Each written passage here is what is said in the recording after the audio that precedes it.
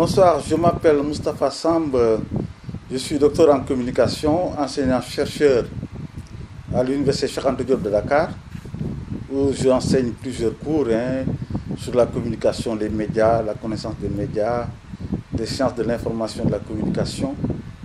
J'enseigne aussi depuis une vingtaine d'années au département de sociologie de l'UCAD. Donc, je suis aussi écrivain, car j'ai publié 5 livres qui sont déjà sortis. J'ai voulu me lancer dans cette aventure pour faire connaître nos grands hommes. J'ai créé la chaîne YouTube uniquement pour profiter des nouvelles technologies de l'information et de la communication, parce qu'on peut aller dans une télévision, faire le va-et-vient, mais on ne peut pas toujours disposer des archives. Or, si on crée une chaîne YouTube, on a les archives à la disposition, on peut ne pas se déplacer et puis avoir des invités et faire son émission. Et c'est une occasion, je pense, que nous offrent les nouvelles technologies, que nous avons exploitées, et nous allons en profiter justement pour faire connaître, notamment à la postérité, les grands hommes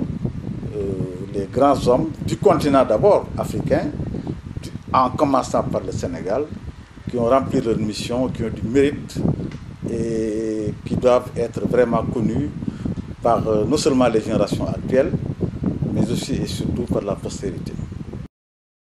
Oui, la chaîne aura comme orientation de faire parler de ces grands hommes, mais l'émission concrètement va se dérouler à travers l'invitation d'un grand homme de culture qui a une connaissance avérée sur ces questions-là et qui est capable de parler d'un homme, d'un grand homme qui a eu à marquer notre histoire.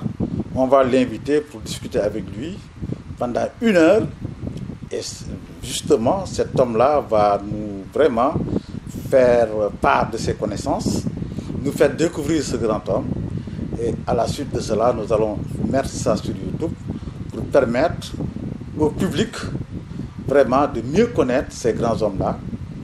Et une fois que c'est mis dans YouTube, vraiment c'est une éternité, même les générations futures pourront en profiter. La langue de ces chaînes sera d'abord le Wolof, ensuite le français et peut-être exceptionnellement l'anglais.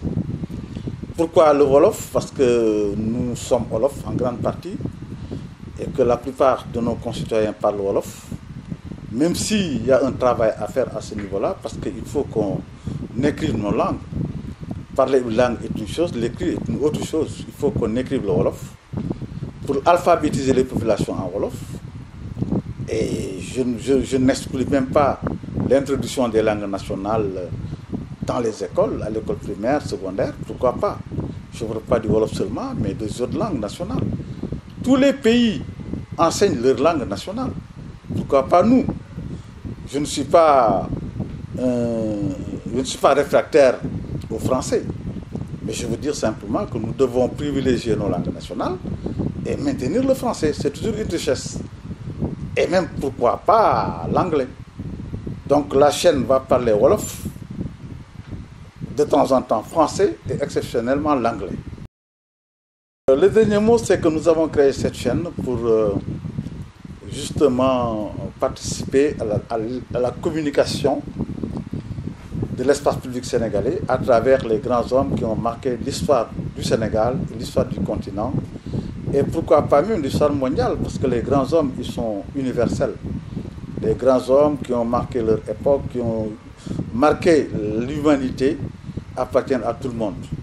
Et je pense que en tant que disciples et croyants, nous avons pas mal de chantiers dans ce domaine-là pour parler de ces grands hommes-là, parler du prophète Mohammed, parler de Serigne Touba, parler de El Omar, parler de El Malick Sy, et encore, parce que les générations actuelles ne connaissent pas ces grands hommes. À l'école, on leur apprend qui est Baudelaire, qui est Molière, qui est Charles de Gaulle, qui est, disons, Napoléon, etc.